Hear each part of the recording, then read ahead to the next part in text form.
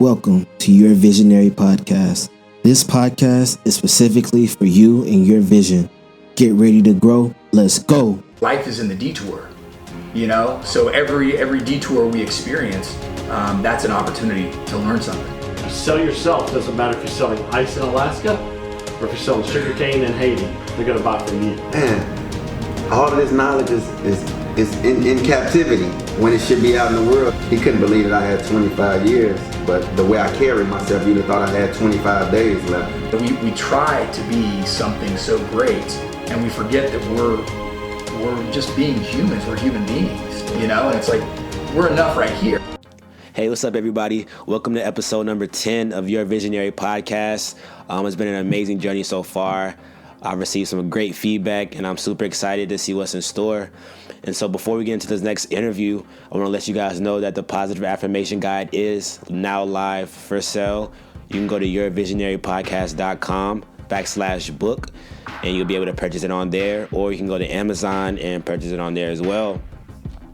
And also, if you guys didn't see the last episode, we do have a Patreon account as well. Go to patreon.com/yourvisionarypodcast if you want to support. Every donation is welcome. We appreciate you. The team appreciates you. And now let's get into this episode. Peace. Ladies and gentlemen, welcome to Your Visionary Podcast. Today we have a special episode. We have KSU alumni and co-founder of the BizNation, Stephanie. Hello. Hey, Stephanie, how are you? Good, and you? I'm doing amazing. And so I just want to thank you for allowing me to talk to you, bring you on as a guest. I know you're a very busy woman, and so I try my best. No. Right, for sure. And so just get the listeners insight of who you are. How old are you? What do you do? Well, my name is Stephanie Carvajalino. I was gonna say it, but I didn't want to embarrass myself. But you did it really good. Carvajalino. There you go. Perfect. I'm 22 years old. And I am, like you said, I'm the co-founder of the BizNation. And the BizNation is an online learning platform. So we have online courses, and we mainly focus on courses about entrepreneurship, technological skills, and financial education. Nice. And so I know everyone is probably asking, where are you from? Where do you think I know? You already know. I'm from Colombia. Colombia, yeah. So when did you come here? When? Yes. I came here 5 years ago. Oh, my God. Really? Time flies. Yeah, okay. I came for college. I graduated in May. Oh, awesome. Mm-hmm. So tell us about that. Where'd you go to school? You say you went to KSU. What was your major? I went to KSU. I love KSU. Go Owls. Ooh, I was first a marketing major, and then I changed to professional sales. So I am a professional sales major. Nice. And professional sales and entrepreneurship go hand in hand. My definition of entrepreneurship is sales. Oh, yeah, 100%. Right? I loved it. And like at KSU, the program is really good because you get the opportunity to learn like that science and art, because it's like a mix between both of like the real sales process. So I loved it. Yeah, definitely. And so take us through how you first got introduced to entrepreneurship. Well, that's a long time ago when I was, well, not that long, but like kind of. Yeah. When I was 6 years old, I started a company with my sisters. We were 6, 7, we were 3 sisters, 6, 7, and 8. Nice. And we started a company. It was just literally a game. We were playing to be entrepreneurs. And then we didn't wake up one day and we said like, oh, we're going to be entrepreneurs. Like we used to have our friend, and she used to pay us by letting us eat whatever was left in the pot. So we were like, oh, perfect. This is good. Like, I can do this for life. Yeah. Well, not today because I'll gain a lot of weight. But at that moment, it was perfect. But then that was during vacations. So when we started school, our parents couldn't take us every day to my friend's house. So my dad have always been super entrepreneurial and visionary, just like you. Yeah. And my mom have always been into education. So he was like, why don't you guys do the same thing and start your own company? And we were like, yeah, sure, okay, whatever. I was 6 years old, so I was like, yeah, whatever. Right. But then we were like, okay, we can actually do it. And we started doing it. We founded Chococar. That was chocolate Carvajalino, but Carvajalino was kind of long, so we were like Chococar.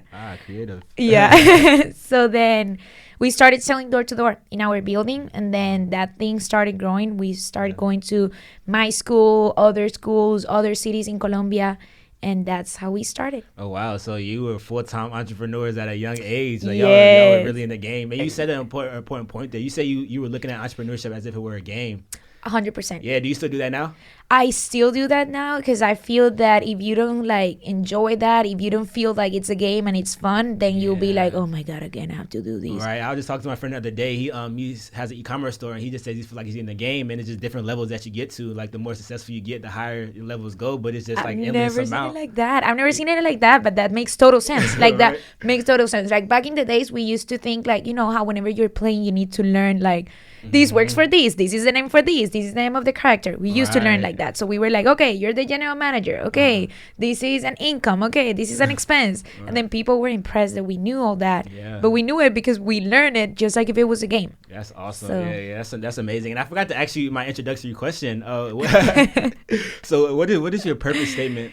I would say that my purpose statement, I was like, oh my God, I have no idea. I didn't have time to think about that. But I think it will be transform education into a productive education. You know, today we are being raised for failure, kind of, because we are getting educated in a past century and we're in a different century. So people are not getting the skills required for this century. So I would definitely say to transform education into productive education. Oh wow, that's awesome, and that's a great point that you hit on. So why is that like close to your heart? Why do you want to attack that problem? Because I've seen so many people that have a lot of attitude, others that they don't even have the attitude, but they lack the skill, you know. And it's very painful to see someone that want to reach goals, someone that it's ready, you know, like to do whatever, but they don't have skills. Like they don't know what to do. They don't have the skills that are required in this century. So that's when you have like, there's 22 million youth in Latin America that are not working, not studying.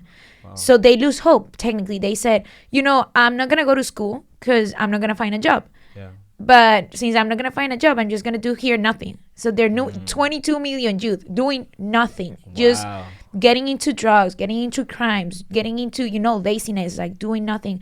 So I feel that if we really teach people skills, they can actually, like, you know, like better their lifestyle and get out of like that circle of poverty. Yeah, wow, that's amazing. And I feel like when it comes to life, whenever you say yes to something, you're saying no to something in the same token. So it's 100%. Like you could be saying yes to something bad, but that means you're saying no to something good. You might not even realize totally. And you don't even know. That's the worst part. Like you are so innocent that you have no idea. It's just what you know. Yeah, that's awesome. That's amazing. I love that. And so since you've been an entrepreneur since you were at it from a young age, what made you come here to go to college?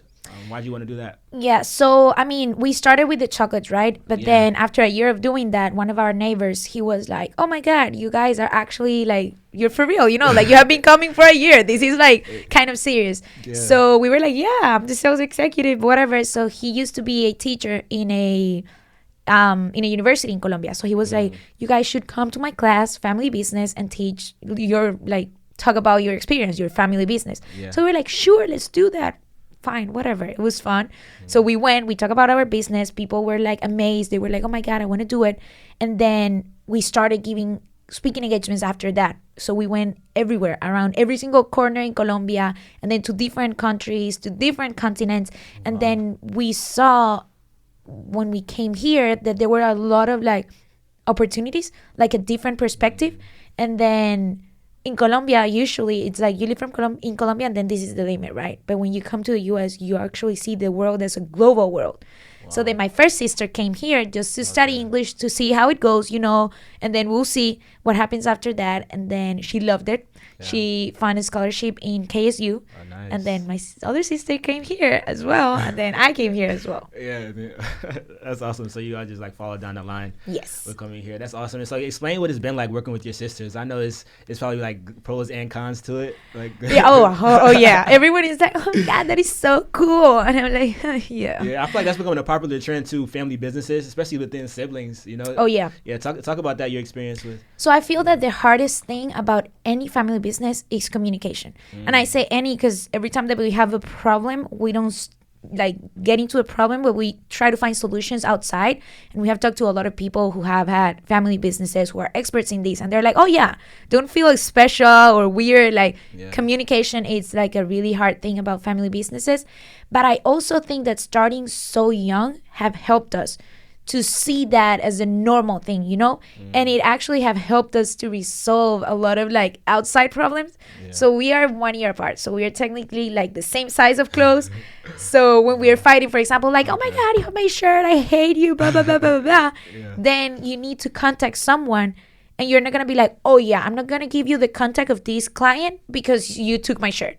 Like, you can't do that, right? So then you have to talk to give the contact and all that. And then it's very weird if you just go and say like, oh yeah, we already talked, but no, I don't talk to you again because now we're outside. So the company have actually helped us to have like a better relationship, you know? Yeah, definitely. So I love it. I mean, it have like super good times. It have very hard times, but it have helped us, you know, to respect each other. Yeah. And also we're very different. So each of us have like a, let's say like a different, we all have like a same mission, but everyone have like an expertise. So for example, Danny is all about finance. So I'm not even interested in getting into her stuff. She can handle everything about finance. I have no idea. I don't care. Like I have an idea, but I don't care. Like she can do that.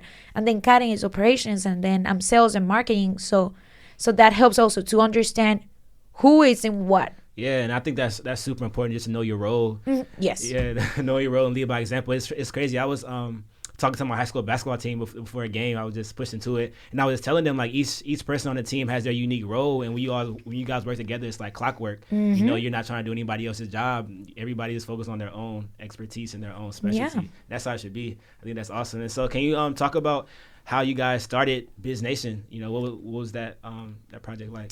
Yes. So remember that I said that we started giving speaking engagements, right? Right. So we started talking about the family business, and then we started talking about leadership, and then we started talking about, like, as we grew up, people were demanding more information because we were growing up, and there were some places that we already went. We needed new information. Yeah. So we started to get educated in neurolinguistic programming, consumer behavior, or human behavior more. We started getting educated in everything about businesses, concepts, ideas, leadership, entrepreneurial mindset, and all these things. And we realized that after every speaking engagement, everyone was encouraged to start a business, to start a project, to be successful, to be a leader. But then after 3 days, they were already back to where they started. Because being an entrepreneur is not easy. Being a leader is not easy. Starting something new or just changing a habit is not easy. Yeah. So we were like, oh my God, this is the same as doing nothing, because you're exciting. Yeah, you're excited. They're excited. And then after 3 days, they go back to the same thing. So that's when we decided to do the platform. We were like, oh, you're excited. You want to be different. You want to become an entrepreneur, develop your entrepreneurial mindset. Great. This is a guide that you can use on how to do it. Yeah. And it's going to take that motivation and put it into like action and like real stuff. Right. So that's when we started with our first course that was entrepreneurship. Yeah. So how to start your first business. Yeah. But then it's not just like the business part, because we were like, you can find that in any Google, how to create a business, how to do a business plan. You'll find that everywhere. Yeah. But we started focusing a lot on how to discover your learning style. What are your like strengths based on your type of brain? How to use neurolinguistic techniques to, you know, create habits, like positive habits, and then go to all the business part. Yeah, so it's a lot more complex. Yeah, it's a lot more complex. That was our first course. And then we decided to expand to financial education and technological skills because of what we said. We started to see a lot of people that, okay, they had the entrepreneurial mindset, but now they need skills. So that's when we decided to start that part. Yeah, that's awesome. And one point you said there, people will kind of get encouraged to start a business, but then 3 days later they will kind of fall off. And I see that personally, like with a lot of my peers. You know, they might listen to like a motivational speaker and they get excited, but then after a week they're like, okay, this is too hard. Yeah, I knew this wasn't for me. Right? Yeah, but like, what advice would you give? Would you give someone, especially someone young? Like, what advice would you give them when they're going through that kind of phase of, okay, I like it, but maybe it's just too hard for me? Like, kind of going back and forth, you know? Yeah, I think that consistency is one of the most important traits that an entrepreneur needs to have. Because like you need to fail, but not like fail like, oh my God, I need to, you know, like go super deep down and be dying to be able to understand that I can be an entrepreneur. No, but like you need to, for example, do an event. If you are trying to do an event and then maybe one person is going to come, but then you do it again and then 2 people are going to come because these person told the other person, and then you do it again, and then people start reconnecting you because of that, and then more people start to come and stuff like that. But if you just do one and then you stop, then you might not get to where you want to be just because you stop. It's like, I don't know if you have seen that picture that there's like a guy that is looking for diamonds, and then he's like como cavando, how do you say that? Like he's like he's digging. Yeah, he's digging. So he's digging and digging and digging, and then he stops. Then right before he finds like the huge mine of all the diamonds. So that really happens in real life. Like you're digging and you're putting all the effort. So whenever you think that you can't anymore, just think like, dude, you already put all this effort. You might as well like keep going because you're just gonna throw that, and then you might be like one step away from the mine. And that's kind of like failing forward. Like I know a lot of people talk about fail forward. You know, like fail until you reach your breakthrough in a way. Yeah. You know, and so speaking of failures, can you talk about a failure that you've experienced as an entrepreneur? Oh my God, so many. Like seriously, people think like, because usually I'm like kind of happy and enthusiastic and whatever. People are like, yeah, everything is happiness and stuff like that. But no, in our business, like you have two different types of failures, you know, like in the company, but then you have like your personal failures, you know, when you're at your home and no one is there, and then you start crying and you're like, oh my God, I should have never started this. Like this sucks, blah, blah, blah. And I always say that that's fair, you know, like it's fine. Like it's fine to cry. It's fine to be like demotivated and be sad and scared, but it's not fine just to stay there. Like, cry. You know, when people are like, oh, don't cry. It's like, no, dude, cry. But then fine, whatever, like keep going. Yeah. So that's the first one, and then that's like the personal one, right? But then you're also gonna fail as an entrepreneur whenever you have a business, and then you think that everything is going the way you want to go. You're like, oh my God, I'm gonna close this deal. It's so good. You're ready to close it, and then out of nowhere, the person is like, oh yeah, you know what? I'm not doing this anymore, or whatever. Like they found something else that it's better, or something like that, and then your business just get out of like you had it there, and then it's gone. Or for example, what you thought as a strength will play as against you. That happens to us once whenever we were like working with this. It's an association of universities, so we do a lot of work with like educational institutions, and then we were talking with them to do like a training of like their teachers how to teach entrepreneurship in our methodology. We created a methodology to increase the learning levels of the students. And then they said, oh my God, we loved it, but I don't know, you guys are too young for these. Like, I was like, wait, what? Like, are you serious? Like, the reason is that we are too young? And then they say, because like their board, it's all teachers. And then there's something like the education ego or stuff like that. And they were like, the teachers just feel that you guys are too young. So I'm like, you guys are promoting like entrepreneurial education, but we are being entrepreneur and we're being in education, and you think we're too young? So, you know, those are the kind of things that makes you like, oh my God, seriously? Right. And how do you bounce back from that? Like, especially in a situation like that where it's kind of like, what? It's kind of like discouraging, you know? Like, how do you bounce back from that? So here's the thing. You need to know how to look at stuff. If you go and you cry and you say like, oh my God, I'm going to stop because I'm too young for this, and everyone is going to tell me that, you're already like, preparing for failure, right? But if you're like, oh my God, I'm gonna show him, like whenever he wants to be with us, I'm like, dude, we're too young. Just kidding. This is very important. Like ego, it's not allowed, only sometimes for a few seconds, but it's not allowed like in entrepreneurship. Like it's very dumb to be after that. Some people will do that. I will never do that. Like, oh, we went to you, but then since you said no, now that you want to do it, we're gonna say no. It's like, no. Like they say no, now they want. That's the best thing that you can do is say yes to show them that they were wrong. Exactly. So we use that, especially that, as a motivation to keep going to more places to prove our concept. You know, whenever you're young, it's very hard to like have that confidence support, like that credibility. So you need to build that credibility or borrow that credibility, and the way to borrow it is creating it, like actually doing it, so people can see it and can like buy into it. It's through action. Like I feel like being an entrepreneur, you have to take action. You know, whether it's right or wrong, you just have to do it. And then I experienced something yesterday with one of my clients, and so I reached out to a client of mine, and I was calling him to get paid. Right? It's like, when are you gonna pay me? But I was super scared to do it. I was like, okay, I shouldn't do this. But then I called it, and he was like, kind of like told me like he was disappointed with, you know, what I was doing. And so it's kind of like a failure moment. But it was like I was looking at it like, okay, wow. So now I learned from it. Like I know not to do that anymore. But it was my first time doing it. And so it's like I'm glad I took the action anyway. Even though it didn't work out how I wanted it to, I still learned from it. You know, and I think that's super important. Like you were saying, just a perspective. You know, you could take it as like, I'm a failure, I'm no good. Or you could take it as, okay, I learned and I know what to do. And you have to learn from everything. Every single experience. You have to. And so what's been like the most fun experience you've had as an entrepreneur? Oh my God, there's so many, especially because we are three, so we're sisters. Yeah. So it's even funnier because you have like a lot more like confidence and stuff like that. It's not the same like if you're with like a partner. It's like you still have to be like a little bit decent, but here's like sisters, so we say everything. So it's super cool. Like to be an entrepreneur, I love the word hustle because I mean, some people see it as bad, whatever. But like when you talk about entrepreneurship, people understand that it's like the hustling. So you have to do like very weird things to get to your goal.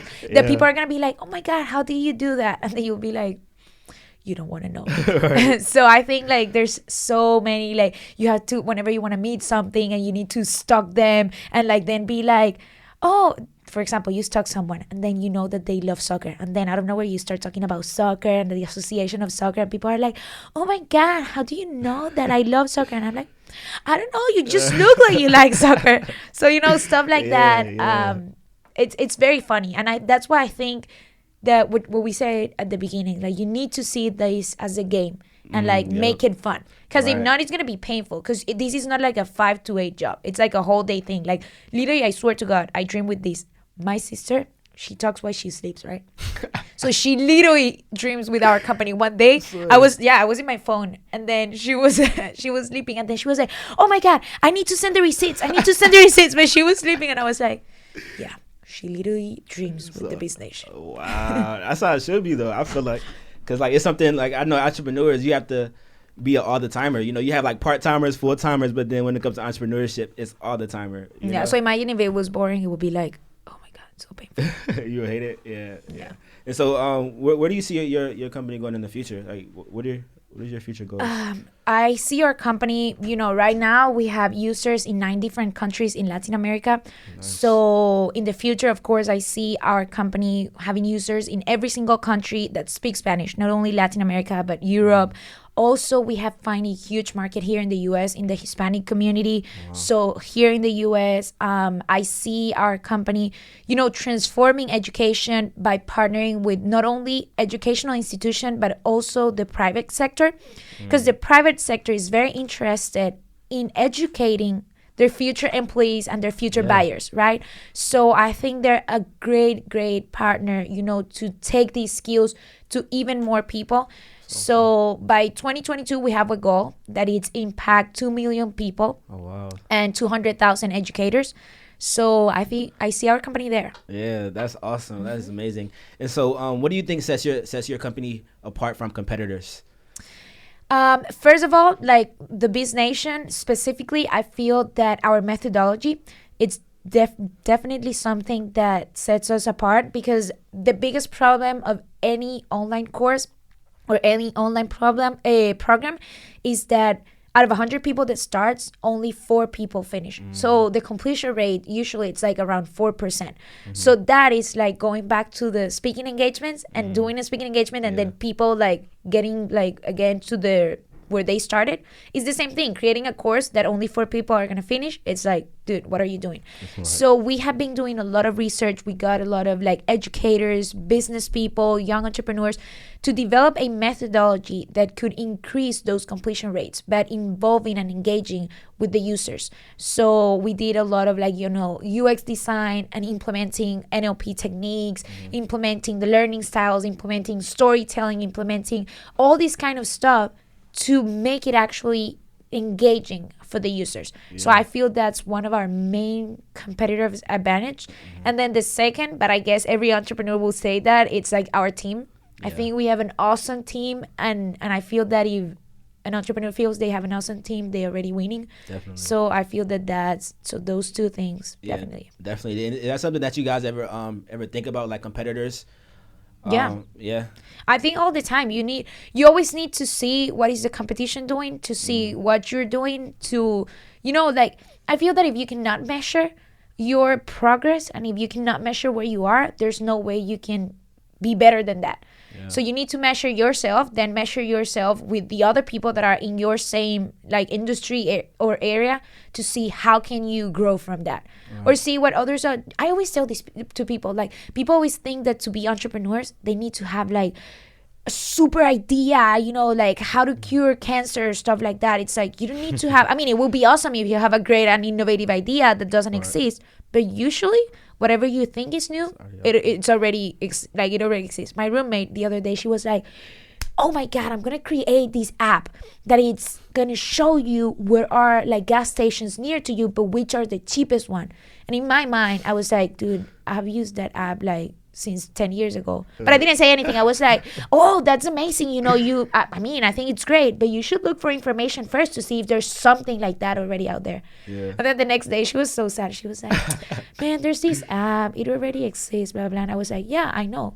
And she was like, oh my God, well, you didn't tell me. And I was like, because you could maybe see what are they doing and what can you do better. Yeah, and I know even Google Maps does that. Like, yeah, everything does that. But like I was not going to say like, oh my God, that's so retarded and stupid, don't do that. I was like, look for information so by herself she could have the experience to know that every time that you have an idea, you need to look up for information. Not only to see if it already exists, but if it does exist, then look what they're doing wrong and make it better. There's no need to reinvent the wheel. You can just make it better. Yeah, that's facts. And so let's I just want to like inform my listeners, if anybody has like an interesting idea that they've just been thinking and dreaming about, what do you think are the first couple of steps to really put that into action? First, they need to look for information. 100%. Lack of information is the best friend of fear. When you don't know what's going to happen, you're scared. That's why people are scared of dark places. It's not because it's like a dark place. It's because they don't know what's in there. So that's not something that we like create. That's like psychologically, that's how fear it's represented. You don't know what's going to happen. So whenever you're going to start a business and you don't know what's going to happen and you're very unsure and unclear, then that's when the fears start coming and your unconscious mind starts saying like, hey, don't do it. Maybe it's not the right idea. Maybe people are not going to come. Maybe people are not going to listen to my podcast. Maybe people are not going to like it, blah, blah, blah, blah, blah. But if you look for information, then you start being more confident. So first, if information. What kind of information? Any kind of information of your product, of your idea, of competitors' idea, of things that are going in the industry. Because sometimes people only look like that, like about, for example, let's say you want to create the app for the gas station thing that already exists, but let's say it doesn't exist and you want to create it, right? People will only look for information. Apps for this.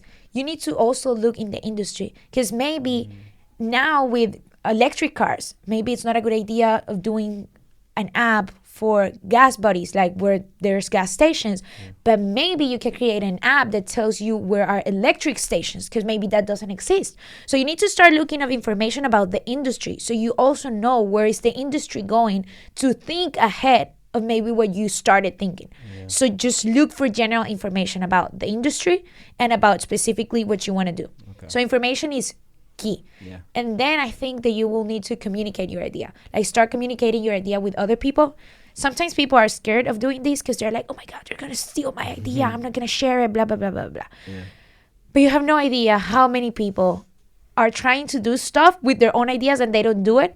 Now they're gonna take your idea to go and do it. It's not gonna happen. Like people are like, yeah, I'm gonna do it, and then they're not gonna. If you haven't done it, that you have all the passion, the idea, the information, do you think someone else is gonna do it? Exactly. Maybe yes, usually not. So communicate your idea to get feedback on what's good, what's not good, what people think, what they like, what they don't like, and then action.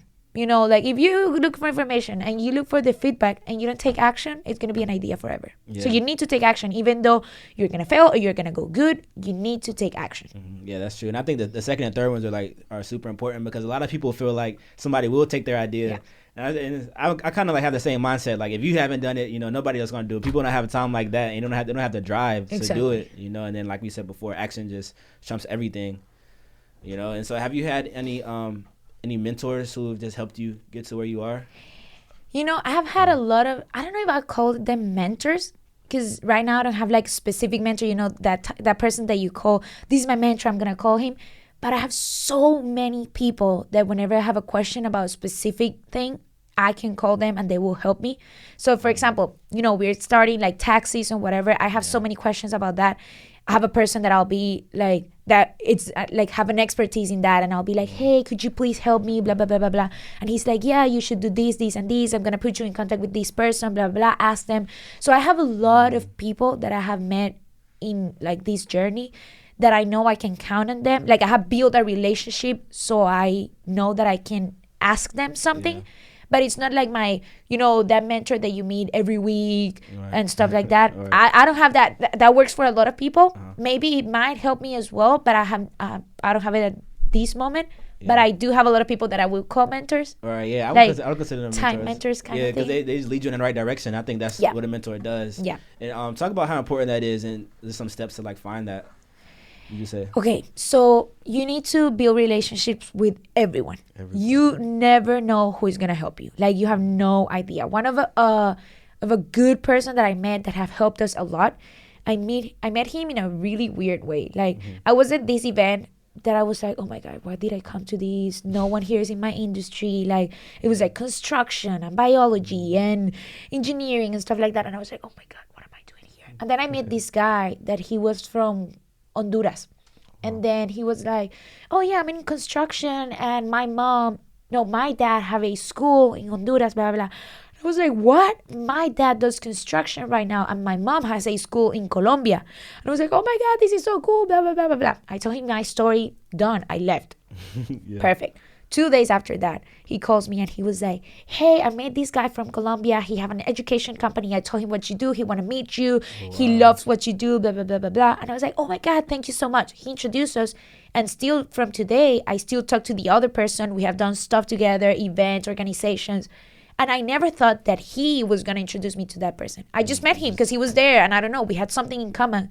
So I feel that you need to meet everyone and build relationships with everyone, because you never know who is going to help you. Right, yeah. I say that too. You have to talk to anyone because one of the quotes that I live by is make friends before you need them. 100%. So, there's nothing worse than just talking. You know when you're going to ask for a favor to someone that you haven't talked in a while and he's like, hey, how are you? And they're like, yeah, what do you want? Exactly, And you don't know if ask, how are you? Or go straight to the point. Some people are weird. Some people are like, oh, she asked me for a favor and she didn't even ask me how I was. And then other people are like, why are you asking me how I am? Like, just ask me what you want. Right. So, Yeah, but it's just important because even doing that just helps you with the soft skills. And, in any business that you have to have people skills in order to succeed. You know, this world is just full of people. And also always have in mind that people, and this is also psychologically, people will like you more when you need their help. People love to be asked for advice. Oh, wow. They love that. That makes them feel good because that hits straight to the ego. Right. So that's psychologically talking. It's not like, oh, you like, no, like people, even when they say like, oh, no, I don't like it, they do. Like their hormones, they make them feel good whenever they feel needed. Yeah, that's definitely true. And so if you guys are following us on YouTube, you see that we have another special guest in the room as well. We have Susie. Tell me a little bit about her, Stephanie. So Susie is an entrepreneur. She's from Cartagena, Colombia, where I'm from. Oh, nice. I didn't say this in the story because sometimes I forget. So we own a school in Colombia. Oh, wow. With my family, we own a school in Colombia. Susie studied there, and we have a class that is called entrepreneurship. So all the students have to take entrepreneurship as it was math. So they take it once a week, and then they need to start their own business, or some of them have a talent or something like that. And then we have something that it's called an entrepreneurial mission. So we have students come to Atlanta. They come here with their companies and they sell their products. We have a partnership with Kennesaw, and Enactus from Kennesaw. And they sell their products at the farmer's market. And then we take them to go to different companies here to see. Remember we were talking at the beginning, like that global vision, to see where the companies get. Right. So we go to companies in different industries like technology, food, retail and stuff like that. So they can see different areas and then just like expand their vision and their mindset. That's awesome. And Susie came 2 years ago to that mission. Awesome. What'd you sell? Okay, I sell t-shirts and bracelets because I have a non-profit organization in Cartagena. Oh, you do? So we are focused. It's called Yo Amo Cartagena. Like, I love Cartagena. I love New York. I love... And so what is a non-profit organization about? It's about, we believe that there is a lot of potential in our community. It's a little community in Cartagena, but it's lack of hope and motivation. We are focused on increasing the graduation rate among students through motivation, incentive, leadership, sports. And all that. Wow, that's amazing. You're doing big things. How old are you? 16. 16. Oh, wow. Soon 17 in May. Yeah. So she was 14 when she came. You were 14? 14. 14. Wow, that's crazy. I wish I was doing stuff like that when I was 14. For real. So what did that teach you? Just about life and about entrepreneurship. Steffi. Steffi and her family, I think I admire her and her sister a lot. So Yeah. I think the school, everything. Yeah, that's awesome. That's awesome. So Stephanie, for you, like seeing these kids really experience these type of things, like what does that do for you? How does that make you feel? Oh my God. No, you gonna make me start. Last year, they decided to do like that was not on the agenda. They were like, oh, we have a special thing now. And they just took the room, like the events room in the hotel that we were staying. And then they started talking about like, you know, how thankful they were and the things that they learned. Dude, and I start crying so, like I cry, I always cry. But I was like crying. I was like, oh my God, I love you guys. And like, it just makes me like so happy, you know, to see how we can replicate what we did with other kids and like, you know, just see that difference like in the mindset and see them growing. I think it's like the best payoff ever. Like it's just so good. Yeah. What's been the thing you're most proud of, like the most proud success story that you've experienced like with your students? You have one? All of them, all of the ones that can come, just seeing them, you have no idea. Like one thing is to sell your products in Spanish to the community that you know, the culture that you manage, you have been there forever, you know, but then just having like how would you say that? Just having like, you know, the confidence of coming to another country to sell to people in another language, from another culture, in another currency. Like I remember most of them, like, you know, practicing before coming, like, okay, this is 25 cents. So if they give me this, I have to give 3 of these and 1 of these, you know, because they don't manage dollars. Some of them have traveled outside, but still they're young. So they have traveled with their parents. So they don't have to deal, you know, with the money and stuff like that. So they have to learn that. And then Susie was 14. But others, they were like 8. Wow. We brought one that was 8 and he was like, oh my God, I remember that we were at the room and it was like 11 and we were the whole day going to stuff, working and stuff like that. But the next day they had the presentation. He was 8 and he was like, okay, I'm going to practice again. And he was practicing his speech. And I was like, good, perfect, sounds good. And he even practiced like the jokes. He was like, the best part of my company is me. Ha ha. And I'm like... That sounds like a little bit practice, but I mean, I think it will work. And then I was like, okay, good, perfect, you're good. Bye, I'm gonna go. No, one more time.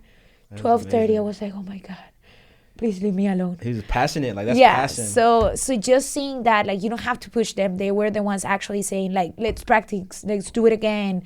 Let's, you know, it's just like the best. Yeah, that's amazing. I think both of you guys' story are super, super inspirational. Have you ever thought about writing a book? We did. We wrote a book. Yeah, we wrote a book, but it's a different book because everyone asks us like, why you didn't write a book about your experience or how to become a young entrepreneur?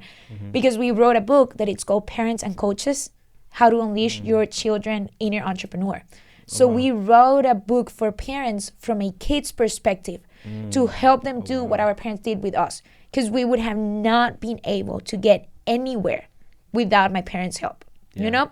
So that's why we wrote that. It's not teaching parents how to be parents. It's from the kids' perspective, from what we have lived, from what we have talked to other like youth that we have, like, you know, like in the speaking engagements, events, from like the experience of the kids from the school, how we're replicating that model with them and telling parents like, you don't need to be an entrepreneur to raise an entrepreneur. Like I have so many friends that they're tennis players and their parents are not tennis players. So it's the same thing. You don't need to be an entrepreneur to raise an entrepreneur or just to unleash that entrepreneurial mindset in your kids. Yeah. So that's why we wrote that book. Okay, yeah, that's awesome. I got to check that out. That's interesting. Yeah, and so what's it called? Just putting out there, free promo?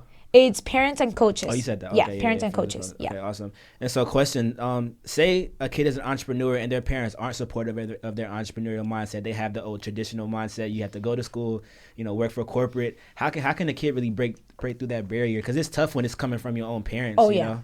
It's even harder, you know, like our first motivators or demotivators, I don't even know if that's a word, I just made it up. It's our parents, you know, like it doesn't matter how old you are. People are like, yeah, I don't care what my dad says because I'm 20, whatever. No, it does. Like even when you try to say it doesn't, it does. So I know it's even harder, but that's especially when then the mentors we were talking about, it's when they take a big place in your life, you know, like if your parents are not gonna help you, then try to find those mentors that are gonna help you, you know, with their experience, with their advice, with their connections. But don't try to do it alone, you know, because sometimes people close the band because they want to prove something, like, oh, my dad told me no, so I'm gonna do it alone. And then they don't see you need help. Like, to be successful, you need help. You cannot be successful just by yourself, blah, blah, blah, because you need help from other people. Right. So it's not going to be your parents, but it's not going to be other people. And then just like I said, with these people that they said we were too young, just prove a concept so that you can tell your parents, dude, it does work. Look, I'm doing it. But not in a way like, you didn't help me, now I did it, so I don't love you. No, because, you know, parents... And that's also why we wrote our book, because a lot of parents, they just put a hold in their like children's, in their dreams, because of lack of information, because they're not entrepreneurs, because they never had the opportunity, because probably some of them even had like less opportunities, and they just made it, you know, to have a normal job, and then they think that you need to, you know, like surpass that, but like with another job or something like that. So I have never met a parent that says, I'm just gonna work today so my kid is unsuccessful and miserable. Like, that doesn't happen. Like, all the parents want their kids to be happy, but sometimes they just don't know how to help them. And they're innocent. So that's why we wrote our book, to help them understand like how their kids might be thinking and how to help them. Right, that's awesome. And one way I get a lot of information is from books. You know, I make it a habit to just read, you know, every day. And so what are some books that you've read to really give you some information on entrepreneurship and business? Okay, so we were just talking about that. I love, there's a really good book that it's called, I know they have other names like a subtitle, but mainly the name is like The Raving Fans, or Make Your Customer Your Raving Fans, or something like that. I love that book because I apply it to everything in my life, like to my groups, to my employees, to my customer, my clients, to everything. I love, of course, the whole saga of Rich Dad, Poor Dad. Okay, yeah. Great book. I love it. He's a great example of when your parents are not your coaches in that entrepreneurial life, but then you can find a mentor. In this case, he's Rich Dad, right? Perfect, yeah. What other book? Parents and Coaches is a really good. Parents and Coaches. No. Oh well. Gotta get that. I'm also into a lot of like sales. So there's a lot of book of sales. But again, even though they're only about sales, I transmit that sales portion to everything, like how to sell an idea, how to sell a point of view, and of course sales. So there's a lot of books about selling. They're super good. I don't know the name from the top of my head, but it's like the sales process or something like that. Yeah. Have you read The E-Myth? Yes. Yeah, oh my God. I always am really bad with this name. Because it's the E-Myth, but it have like another name. Like how... something about small businesses. It's small, something like that. So that's why I didn't say it. I wanted to say it, but every time that I say the name, I never say the E-Myth. So when I try to say the whole name, I always say it wrong. So people think that I'm making it up, and I actually didn't read it, because I'm like, what small businesses should not do, what every small like business... So I was like, I'm just going to take it out of my list. But I see that people really know it by the E-Myth. So I'm going to start saying the E-Myth. Yeah, awesome book. Yeah, we had to read that for class for 4001. Is that when you read it too? No, I read it before, but it's so good. Yeah, it's awesome. And on the note of books, I have a book coming out this weekend called The Positive Affirmation Guide. And this talks about just how speaking positive affirmations over your life will help you be more successful. And so what are some things that you believe about yourself? What do you mean? Like some affirmations that you believe, like, I am... Oh, I believe I'm the best. Yes. And I believe I'm awesome. And I believe everything. Seriously, listen. Like, if you don't believe in yourself, no one is going to do it. Like, honestly, if you say, like, oh, my God, I believe I'm awesome. It's like, dude, seriously? Like, do you really believe that? I'm like, no, dude, I'm awesome. Like, I know I'm awesome.